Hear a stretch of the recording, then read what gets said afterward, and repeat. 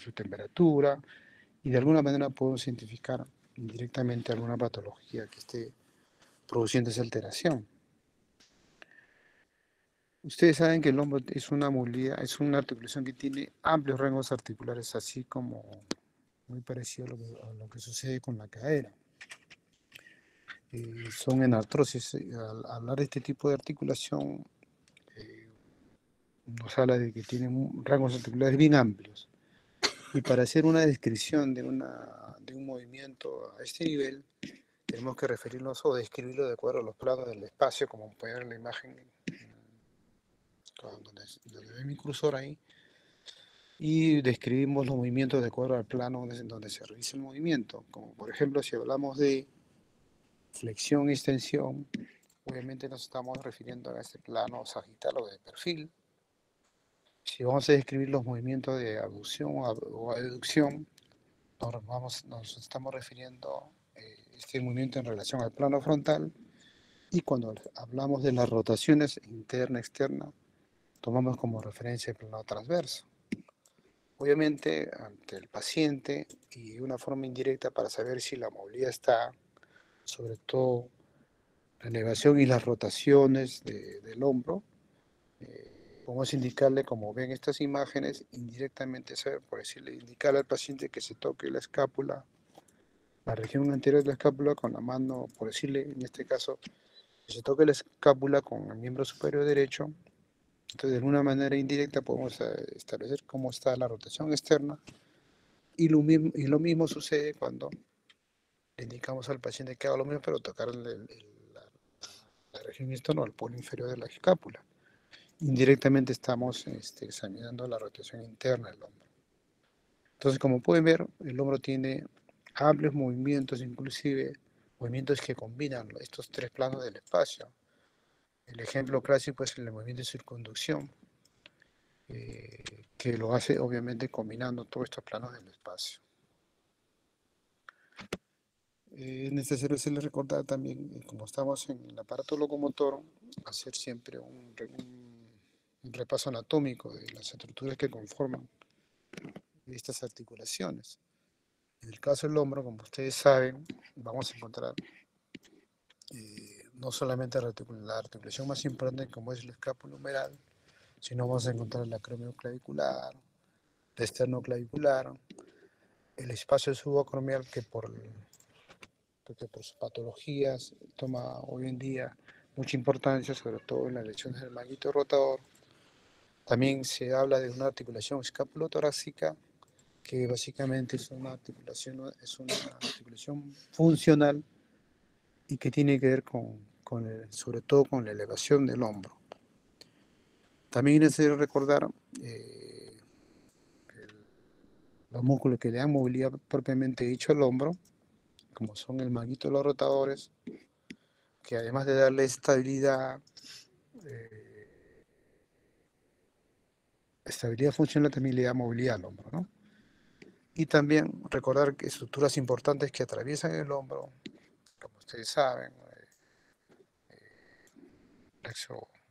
el plexo braquial, la subclave que se transforma en la arteria humeral, y que a veces pueden quedarse eh, dañados por algún traumatismo que se produzca a este nivel. Entonces vamos a ver eh, cómo se manifiestan las diferentes patologías que vamos a describir a continuación. De ellos, con mayor frecuencia que se presentan, son las fracturas, como la fractura de clavícula, que es la fractura más frecuente en esta articulación. Le sigue la fractura de húmero proximal. Después vamos a hablar de las luxaciones también más frecuentes que se producen en la anatomía humana, y seguido otras lesiones que mucho menos frecuentes, pero que tienen bastante importancia, como vamos a ver. Entonces, las fracturas, y sobre todo la fractura de clavícula, son traumatismos que son muy fácilmente detectables, como pueden ver. Yo les decía, la clavícula es una estructura que está por debajo de la piel, como pueden ver. Entonces es muy fácilmente detectable esta lesión, ¿no?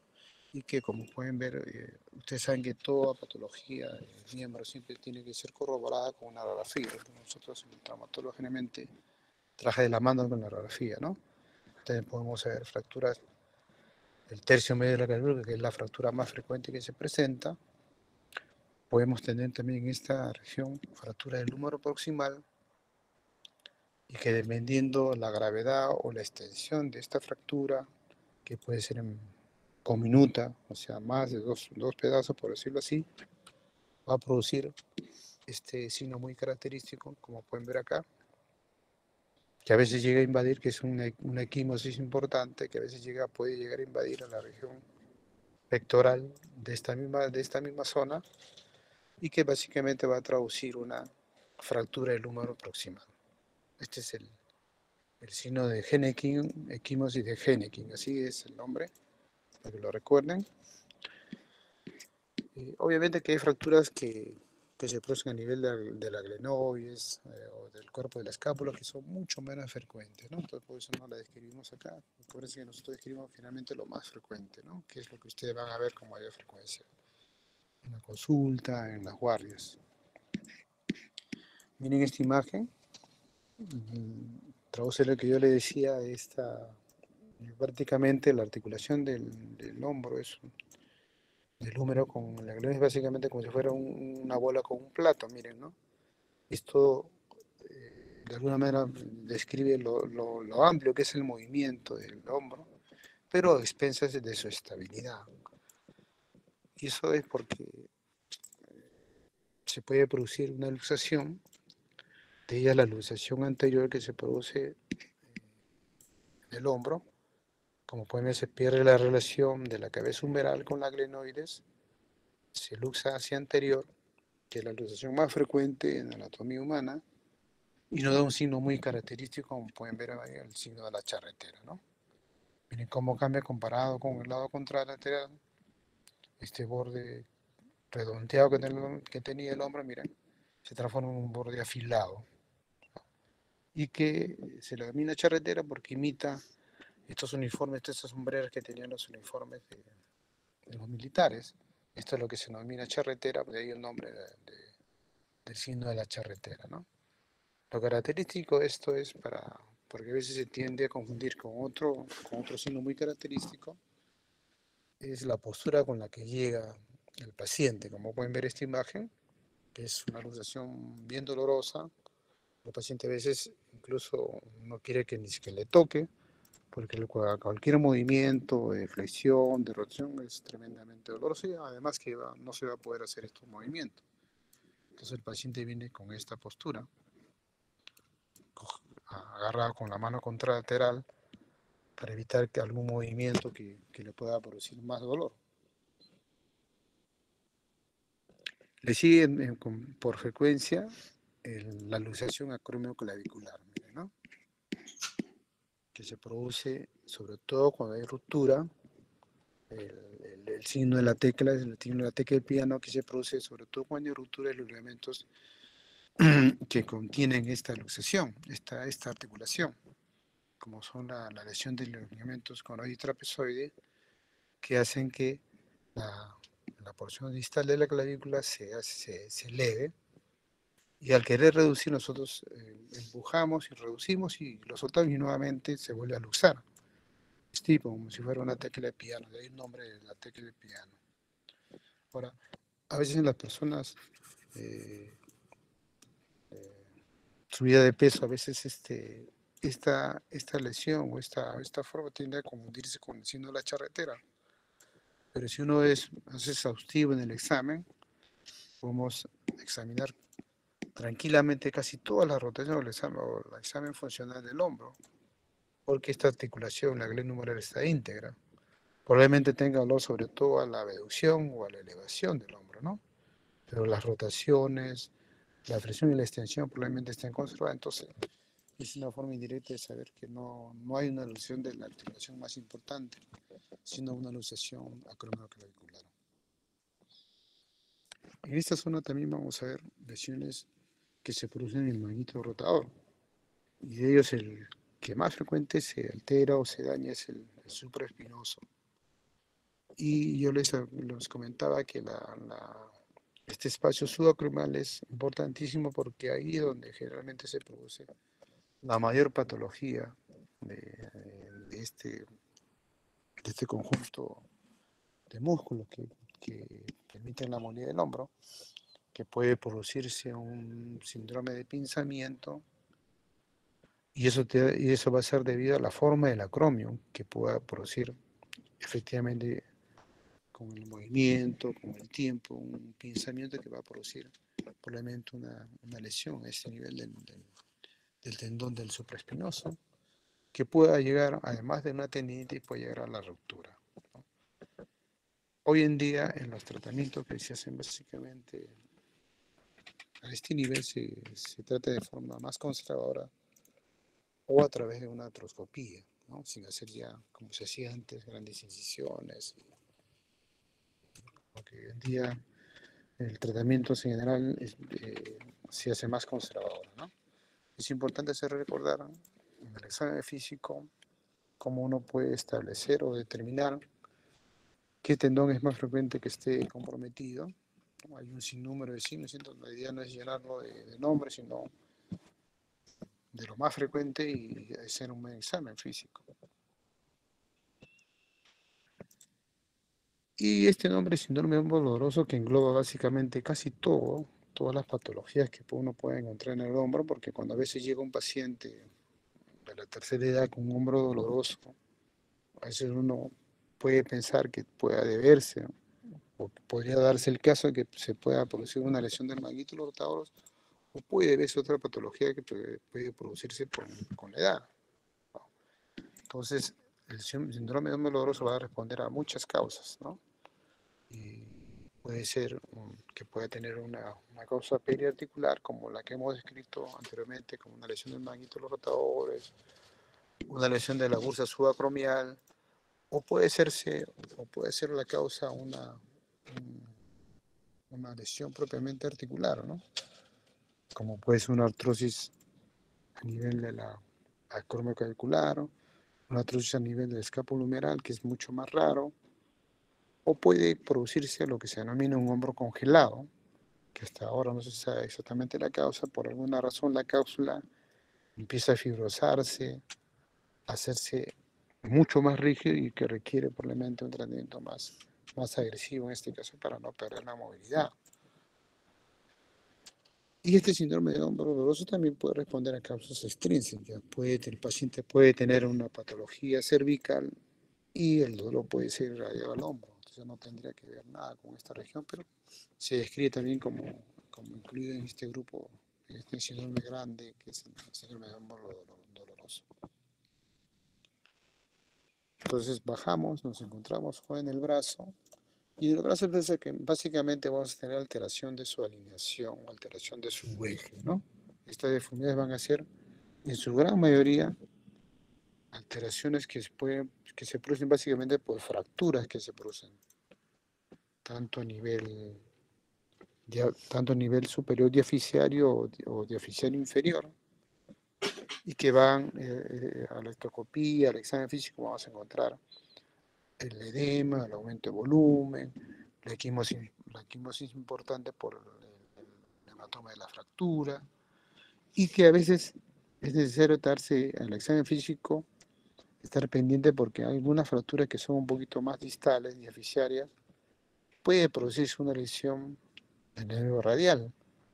De ahí que a veces el paciente hay que examinar cómo se encuentra el nervio radial, porque el paciente además de la fractura puede tener una mano péndulo, una mano caída, como pueden ver en la imagen acá, y que nos puede estar hablando de que realmente además de la fractura puedes tener una lesión del nervio radial que puede probablemente estar atrapado en la fractura, o a veces con una maniobra de reducción uno quiere de alguna manera conservar el eje, hacer que esta fractura no sea que no se encuentre muy desplazada para que no dañe. Sin embargo, en este procedimiento puede uno de alguna manera atrapar el nervio radial y puede producirse de forma iatrogénica una lesión a este nivel. Por eso hay que estar pendiente de pendiente o estar en el examen físico, estar atento ante una una lesión del nervio radial. También en este nivel, en el brazo, también se describe las rupturas del tendón del bíceps, la porción larga, que nos da esta imagen muy característica, miren, esta bola, como pueden ver acá, que se denomina el signo de Popeye o el signo de Weber. Popeye es me imagino que no sé si lo conocen, es un personaje ya que tiene mucho tiempo y que el paciente que tiene una ruptura, al hacer cierta flexión con algo de fuerza, se forma esta pelota, como pueden ver acá. O también puede haber tendinitis, inflamación a nivel de la inserción o del pasaje que se produce de la porción larga a nivel de la corredera bicipital, como son las tendinitis del tendón del bíceps, y que a veces solamente palpando la corredera bicipital se presenta el dolor, y que a veces podemos despertar o hacer más intenso el dolor para estar más seguro de que se trata de una tendinitis, haciendo una contrarresistencia, examinando la correa bicipital y haciendo una resistencia, indicándole al paciente con la mano supinada que trate de flexionar el codo. Al hacer esto, se despierta el dolor a nivel de la correa bicipital, ¿no? Es una forma indirecta de saber, o que nos está indicando que probablemente existe una lesión a nivel del tendón del bíceps. Ahora seguimos bajando y nos encontramos ahora en la articulación del codo. Acá en el codo vamos a encontrar las clásicas tendinitis, como son el codo del tenista, el codo del golfista, que se describe, que son muy descriptivas por la ubicación y por la descripción. Entonces es necesario nuevamente hacer recordar, hay que hacer siempre un repaso anatómico para identificar sobre todo a qué nivel se produce la lesión. Ustedes saben que este nivel uno puede palpar muy fácilmente las tuberosidades, como son la epitróclea, el epicóndilo, el olecrano, y que si al paciente lo vemos con el codo flexionado desde atrás, como ven acá, estas estructuras al juntarlas, trazando una línea, podemos ver con el codo flexionado un triángulo muy característico, simétrico, que se denomina el triángulo de Nelaton, ¿no? Y que al extender el codo, viéndolo así posteriormente, estas tres estructuras lo podemos alinear con como pueden ver acá, trazamos una línea y están casi al mismo nivel. ¿Por qué le describo esto? Porque hay patologías donde solo ver posteriormente el codo, hay una patología donde se conserva el triángulo o desaparece por la misma lesión que vamos a ver próximamente. Es importante hacer recordar los movimientos que se producen, el movimiento que se produce a nivel del codo, con las estructuras que conforman la articulación, y sobre todo el movimiento de pronosupinación, que es un movimiento muy característico de la persona y que se hace conjuntamente con la muñeca. Entonces acá vamos a tener, vuelvo a repetir, las clásicas tendinitis, como son la epicondilitis o el codo del tenista, la epitrocleitis o el codo del golfista, y que en sí no es inflamación de las tuberosidades, sino es inflamación o tendinitis de los tendones conjuntos que se insertan a este nivel. En el caso del codo del tenista, como ustedes saben, el conjunto de tendón extensores de la muñeca, y en la epitróclea, el tendón conjunto de los flexores de muñeca. A veces con solamente palpar tanto el epicóndilo o el epitróclea despertamos el dolor, o a veces hay que hacer maniobra de resistencia, como pueden ver las imágenes acá. En el caso del codo del tenista, palpamos el epicóndilo y hacemos una maniobra de resistencia, indicando al paciente que extiende la muñeca, haciendo una contrarresistencia nosotros con la otra mano y despertamos el dolor a este nivel. Y lo mismo sucede con la epitróclea, que debemos despertar a estarnos más seguros de que realmente se trata de este codo del golfista. Impedimos que el paciente haga la flexión de la muñeca y despertamos el dolor a este nivel. También se describe obviamente mucho más raro, un poquito más raro, como son las bursitis, ¿no? Acuérdense que es una inflamación de la bursa, acuérdense que las bursas son estructuras que se encuentran entre hueso y músculo, en este caso entre hueso y piel, que permiten el deslizamiento, y este deslizamiento lo que hace es de alguna manera evitar que el roce que se pueda producir y de alguna manera producirse una inflamación. Esto se produce básicamente cuando la persona está mucho tiempo apoyada en los codos, sobre todo en los pacientes que trabajan boca arriba, como son la gente, los mecánicos, qué sé yo, los pacientes que de alguna manera tienen que estar mucho tiempo sobre sus codos y de alguna manera pueden llegar a inflamar las bursas de este nivel, ¿no? Y también acá describimos lo que se llama la luxación posterior del codo, que por cierto es la luxación más frecuente que se produce a este nivel, y que miren, lo que yo les decía, en las luxaciones del codo, este triángulo muy característico desaparece. Si lo vemos posteriormente, este triángulo de Nella desaparece por efecto de la luxación, como pueden ver la imagen radiográfica acá. Obviamente el paciente va a venir con dolor, cogido con la mano contralateral, con limitación para la flexión y extensión, mucho menos para las rotaciones que se describen en este tipo de luxaciones.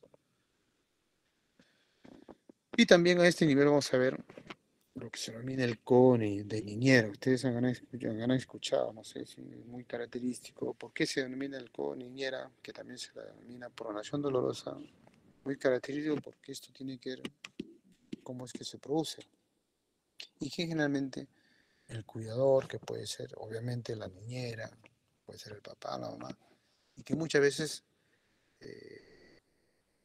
como pueden ver, encima que traccionamos al niño, generalmente un niño de 4 o 5 años, y esta tracción que con algo de pronación puede producir una subluxación de la cabeza del radio. Y esto produce un bloqueo con dolor de la articulación. El paciente llega a la emergencia con dolor, el niño con mucho dolor, con limitación en la flexión y extensión, como si fuera un codo bloqueado, ¿no? Por suerte, la resolución es muy fácil, muy rápida. Lo que hacemos es una tracción del antebrazo y hacemos lo contrario. Traccionamos así sostenido suave y hacemos una supinación y automáticamente se resuelve la subluxación. Acá obviamente vamos a tener también las fracturas que se producen en este nivel, ¿no? Ahora, las fracturas va a depender mucho de la edad que tenga el paciente y la estructura que esté comprometida.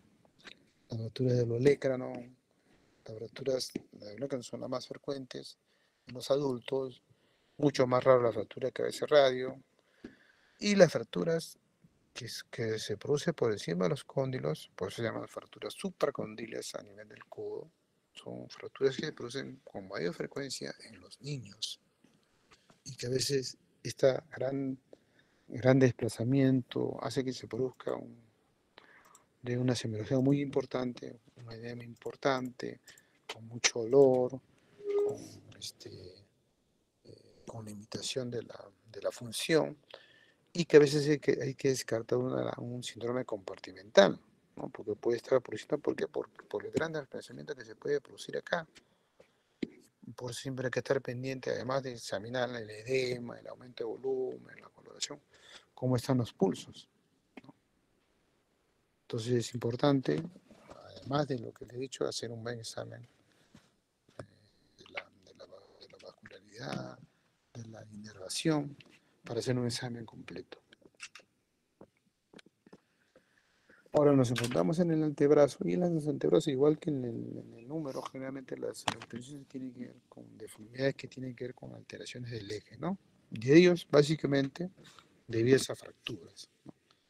Ustedes saben que los niños tienen cierta plasticidad que permite a veces que antes de que se produzca una fractura, miren, el paciente puede quedar con una angulación, miren, o que se produzca la típica fractura, un tallo verde, donde se fractura una cortical y la otra queda íntegra, ¿no?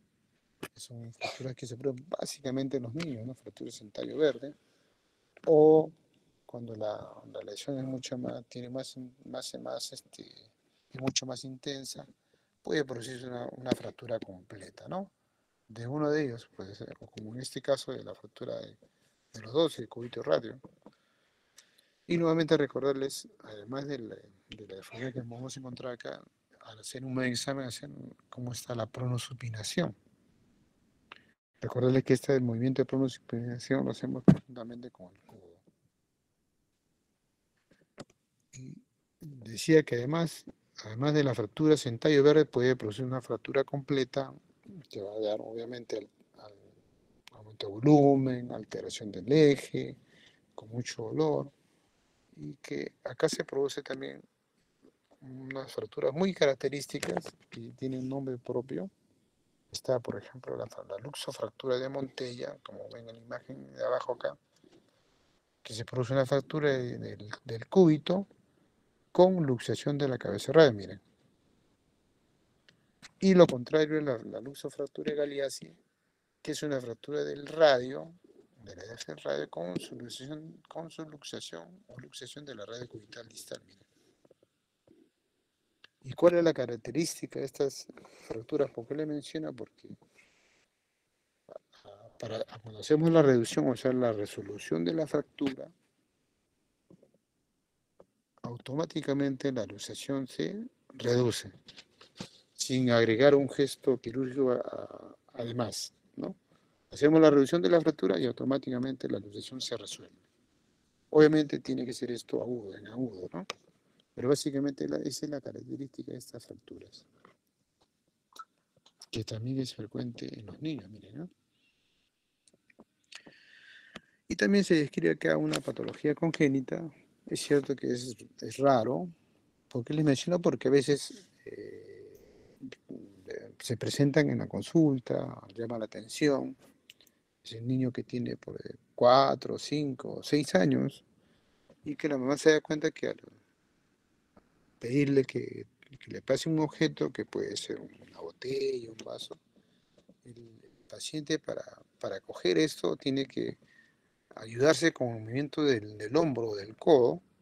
¿Por qué? Porque no puede ser la supinación, que es importante para, para coger los objetos. De ahí le decía la importancia de este movimiento de pronosupinación, que está limitada en esta patología como es la sinostosis, miren, que es la fusión del sinostosis radiocubital proximal que se produce a nivel, obviamente, no vuelvo a repetir, en la región proximal del antebrazo, miren, ¿no? Es una fusión, sinostosis significa fusión ósea, donde no debe existir, ¿no? Acá, miren, es evidente la fusión acá, miren, acá también, que al examen físico va a estar limitada a la supinación, ¿no? Hacemos el examen del paciente, en este caso hace la supinación en el antebrazo derecho y el antebrazo izquierdo está limitado, ¿no? Y eso básicamente puede verse a este tipo de patología congénita. Pero seguimos bajando, nos encontramos en la muñeca. Miren, en la muñeca es muy frecuente las fracturas que se producen, sobre todo en los pacientes de la tercera edad. ¿Por qué? Porque se producen fracturas ya con un hueso que tiene alguna enfermedad. En este caso, la osteoporosis se produce en sí, es una patología, es un estado patológico que por alguna razón puede ser por la edad, por disminución hormonal, que se produce la descalcificación de los huesos en general, y esto va a producir ante una lesión banal, una caída banal, puede producirse una fractura de cadera, en este caso, como estamos hablando, puede producirse bastante frecuente, que siempre llega a las emergencias como son las fracturas de muñeca, ¿no? Son la tercera edad. Y también acá se producen lesiones de estructuras importantes que tienen que ver sobre todo de tipo laboral, como son las lesiones que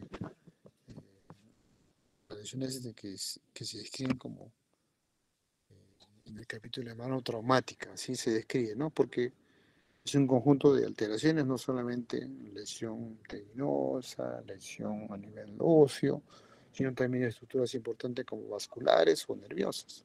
El nombre de mano traumática, de ahí lo importante recordar el, el recuento anatómico para hacer su reparación, ¿no? Mira, si tenemos una lesión de los tendones flexores, obviamente para hacer su reparación tienen que tener una idea más o menos cómo que transcurre, cómo se distribuyen a nivel de la muñeca para hacer su reparación respectiva.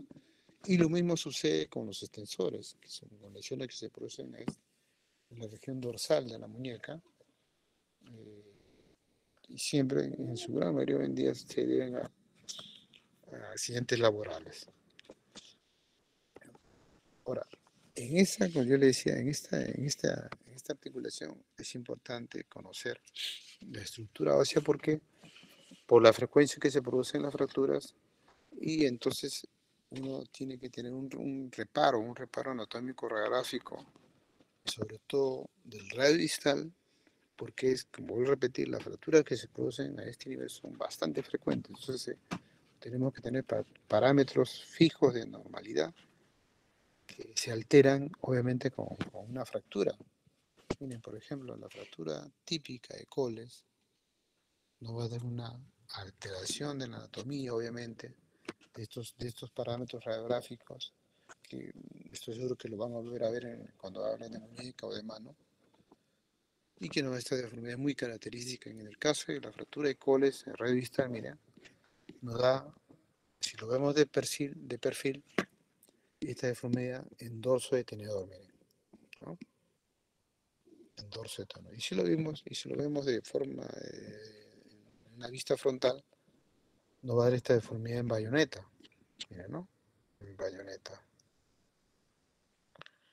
Y va a traducir o va a describir pues la complejidad de la lesión, que puede ser muy aparatosa, puede ser llegar a inclusive a ser articular, multifragmentada, que requiere probablemente un tratamiento quirúrgico para su reparación. Acá también vamos a encontrar las tumoraciones de partes blandas, como son los típicos gangliomas, que son quistes sinoviales, ¿no? A veces se presentan algunas personas que están predispuestas a eso, que son quistes que se producen básicamente por la actividad, por la fuerza que uno aplica a este nivel, pero no en todas las personas, sino todo el mundo tendríamos estos quistes, pero hay ciertas características de ciertas personas que son más sensibles a hacer estos quistes y que por suerte son quistes benignos, que obviamente son muy descriptivos y que generalmente dan patología como dolor cuando por su crecimiento hacen compresión a estructuras importantes que la muñeca, como puede ser el nervio mediano, la arteria radial. eh, Solamente en esos casos cuando se produce una sintomatología o sobre todo el dolor por el crecimiento de este quiste que probablemente requiera tratamiento. Y también acá a nivel del radio distal, sobre todo, también es asiento de un tumor muy característico que lo van, cuando hablan de tumor de células gigantes, estoy seguro que lo van a volver a repetir, se produce también en este nivel. Y como pueden ver, como van a ver posteriormente, es un tumor muy agresivo, benigno, pero muy agresivo, miren, que llega a destrozar toda la muñeca, miren, ¿no? Y que requieren a veces tratamientos radicales. Ahora, cuando estamos ante la palpación de la muñeca, tenemos que hablarnos también de cuando buscamos cierta patología, eh, como por ejemplo el síndrome de túnel carpiano, que se produce por lo estrecho que es el canal de este túnel carpiano, donde transcurre el nervio mediano, y que va a dar eh, por, este, por, este, por esta compresión que se produce en el nervio mediano, cierta patología con muy característica, como son las parestesias, el dolor en el territorio mediano, y que uno puede al examen físico exacerbar esa sintomatología o llegar a producirla, como por ejemplo cuando hacemos el TINEL o TINEL, percutimos con con martillo reflexo, puede ser con la misma mano, los dedos de la mano, a este nivel de la muñeca. Y si estamos ante este síndrome, obviamente que el paciente va a empezar a presentar tumefacción, dolor, parestesias en el recorrido del nervio mediano.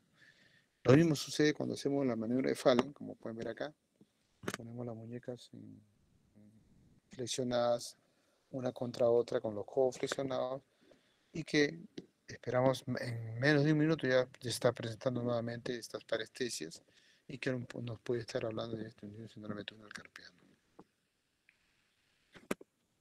Acá también vamos a encontrar las clásicas tenosinovitis o tendinitis clásicas, como es la tendinitis de Carvajal o los dedos en resorte. El Carvajal, que es muy característico, el paciente presenta dolor en esta zona, en el recorrido del extensor corto del pulgar y el aductor largo del pulgar. Este compartimento se produce inflamación y que es muy característico en las pacientes, sobre todo se presenta en las primigestas que han tenido su primer hijo y por estar cargando al hijo constantemente se puede recargar estos tendones y al recargarse pues se produce una tendinitis y que utilizamos esta maniobra de Filkenstein para ver efectivamente si estamos ante esta patología. Y la forma de hacerlo, como pueden ver acá, el primer paso es coger el pulgar, como pueden ver acá, flexionado, con los 4 dedos de la mano, y le indicamos que haga una desviación cubital. Al hacer esta desviación cubital, se presenta o el dolor a este nivel. Entonces estamos ante un Filkenstein positivo que nos dice que estamos ante una tendinitis de Carvajal. Y para acabar, nos encontramos en la mano, ustedes saben, van a verlo cuando hagan mano, vuelvan a repetir nuevamente, van a volver a hablar sobre esta patología. Es muy rica en semiología, vamos a encontrar alteraciones tanto en su forma y su tamaño, como son la acromegalia, macrodactilia, la polidactilia. Vamos a ver conjuntamente con las imágenes para describirla. Miren, por ejemplo, ustedes ven acá la acromegalia y la macrodactilia, ¿no? La acromegalia, ustedes saben que es una lesión que se produce por aumento del hormona de crecimiento, probablemente un adenoma de la pituitaria, que generalmente lo manejan los internistas, los endocrinólogos. Nosotros no lo manejamos.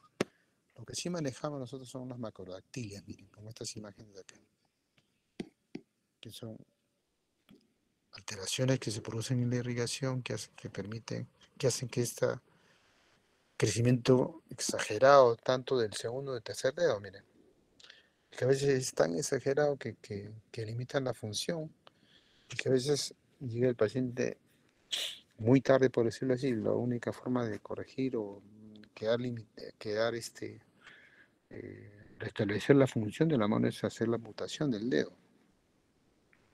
Entonces la macrodactilia es una patología que sí le manejaba nosotros los traumatólogos. Están las polidactilias, miren como pueden ver acá, incluso a veces las polidactilias pueden tener todo un rayo completo, como acá, miren, ¿no? No solamente falanges, también metacarpiano completo, que a veces tiene que hacerse, obviamente, el exéresis con todo y hueso. A veces solamente es el número exagerado solamente por que esté en su contención solamente partes blandas. No hay hueso, pero en este caso puede producirse todo un rayo completo. Están también las sindactilias. Como ustedes saben, la sindactilia es la fusión de uno o más dedos. Ahora, esta fusión no solamente puede ser de partes blandas, sino también puede estar fusionado a nivel óseo, ¿no? Puede haber unión de las falanges, de los metacarpianos, que hace más difícil su tratamiento. Tenemos esta mal llamada contractura, que es una fibrosis básicamente de Dupuytren, ¿no? Que por alguna razón que hasta ahora no se conoce, se produce una fibrosis marcada a nivel de la fascia palmar, y esta fibrosis marcada, abundante, hace, de alguna manera, empieza a atrapar los tendones, tanto del cuarto como del quinto dedo, y los tracciona, como puede ver acá, y a veces llega a ser tan limitante, y si no se inicia el tratamiento de inicio, igual puede acabar en amputación de los dedos, porque un dedo flexionado, miren, que va a evitar que, que el paciente pueda hacer alguna actividad con la mano, coger, sobre todo coger objetos, miren, ¿no? Es tanto la lesión que pueda producirse esta limitación. Acá también vamos a encontrar nódulos artrósicos, los típicos nódulos de Heberden, que se produce en la articulación interfalángica distal, y los nódulos de Bouchard, que generalmente lo vemos en los pacientes con artritis reumatoidea. Los nódulos de Heberden los vemos generalmente en los pacientes que tienen no solamente artrosis en las manos, también puede tener artrosis de rodilla, de cadera, ¿no? Son patologías que generalmente se producen con la edad. Hay familias que tienen estos nódulos así, las familias en general, y que requieren probablemente tratamiento, a veces solamente conservador, con analgésicos, antiinflamatorios. Y también vamos a encontrar las manos que se llevan a la artritis reumatoidea, como pueden ver, además de los nodos de Bouchard, vamos a encontrar alteraciones de la metacarpofalangia, falángica, como pueden ver acá, con deviación de los dedos, con artrosis, entonces que requieren básicamente tratamiento quirúrgico. Y acá también vamos a encontrar nuevamente los gangliones en la mano. Vamos a encontrar las paroniquias, que se describe como inflamación o infección a nivel del lecho unguial, ¿no? Y que básicamente el tratamiento de ellos es con antibióticos, con antiinflamatorios. Vamos a tener las fracturas o luxaciones que se producen a este nivel y que pueden tener nombre propio, como por ejemplo la fractura del boxeador, fractura que se produce a nivel del quinto metacarpiano. Hay fracturas que se producen a nivel de la base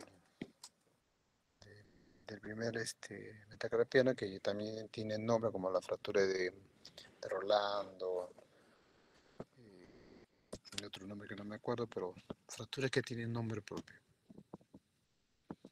Y también vamos a tener acá pues se describe también incluso se da nombre muy típico, como son el dedo de gatillo, el dedo de martillo, y las alteraciones de Boutonniere que se producen en la artritis reumatoidea. El dedo de gatillo, ustedes saben que es un paciente que por alguna razón el tendón flexor queda atrapado en, en sus vainas, ¿sí? Y que a veces limita la extensión. Tiene que hacer a veces más, como que mayor fuerza para liberar, para llegar a extender, y a veces tiene que ser ayudado con su mano contraria para estirar el dedo. O los dedos en martillo, donde por una lesión, por alguna lesión que se produce a nivel del extensor, entonces va a primar los flexores y producen esta enfermedad de martillo. Y estas alteraciones que puede ser en ojal, en cuello de sino, que se producen en los pacientes con artritis reumatoidea. Recordar siempre, nuevamente repetirles el examen importante, el examen de la mano, y que de acuerdo a este examen uno puede ver la integridad tanto de la musculatura como de la inervación. Cuando hacemos, por ejemplo, el signo de la O, como pueden ver acá, o de la pinza, indirectamente podemos estar eh, examinando cómo está la inervación de la mano.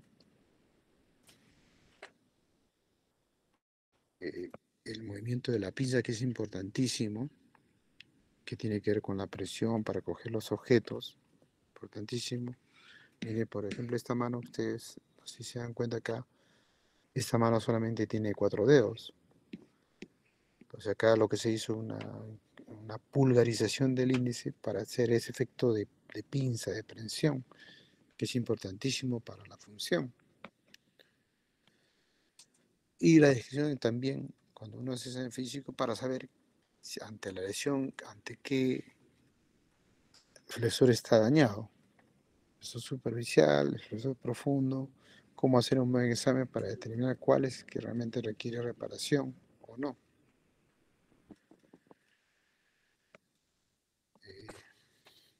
Igualmente el examen físico, cuando indicamos cómo queremos examinar los extensores propios, tanto del índice o del meñique. Y esta imagen le pongo porque las lesiones congénitas siempre vienen juntas, miren, ¿no? Este es un paciente que tiene, además de polidactilia, polisindactilia, en las manos y en los pies, miren. También se describe una lesión que es producto de, en su mayoría, producto de iatrogenia, pacientes que han tenido probablemente un síndrome compartimental en el antebrazo, que no fue tratado a tiempo y que a la larga se produce una lesión nerviosa, tendinosa, muscular, y que conlleva esta contractura muy característica, con mucha limitación, como es la contractura isquémica de Wolman, ¿no? Que es de muy difícil tratamiento y que produce mucha incapacidad. Hay que tenerla siempre presente, sobre todo cuando empecemos a ver el tratamiento de las fracturas, las complicaciones que puede producirse, como es el síndrome compartimental, que puede producirse por la misma fractura o que lamentablemente puede ser por una iatrogenia, ¿no?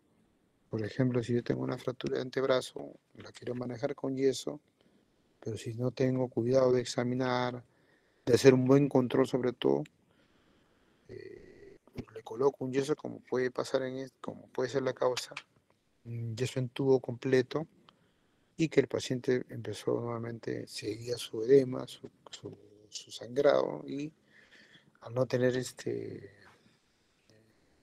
cómo expandirse, como entonces se produce de alguna manera que, bueno, se va a decir posteriormente en las clases, un síndrome compartimental que trae como secuela este tipo de alteración, como es en la contractura isquémica de Wolman. Y para terminar, siempre se le hace recordar el repaso anatómico y lo importante de la inervación de la mano, y que nos da manifestaciones o formas de la mano muy características que ya tienen nombre propio, ¿no? Y que de alguna manera nos va a indicar qué nervio está comprometido. De ahí tenemos en la mano del predicador, que nos indica que estamos ante una lesión de nervio mediano, la mano en garro, mano simia, y la mano caída o mano péndula, que nos habla de la lesión del nervio, como hemos visto que se puede producir en las fracturas la fractura de diáfisis humeral. Bueno, esto era más o menos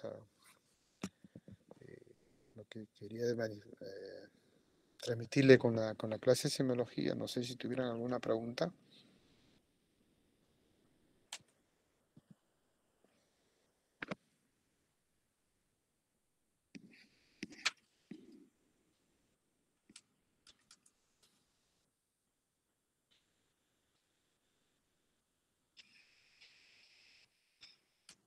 Todo claro, doctor.